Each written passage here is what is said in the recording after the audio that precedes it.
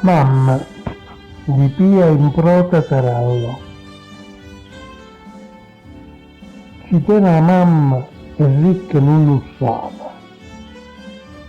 Chi ama bene è felice non lo apprezza, perché l'amore di mamma è una ricchezza e come umano non finisce mai. Pure l'uomo più triste e malamente è ancora buono, si va bene a mamma. E te ancora se soltanto la chiama qualche cosa che luce in fondo al cuore.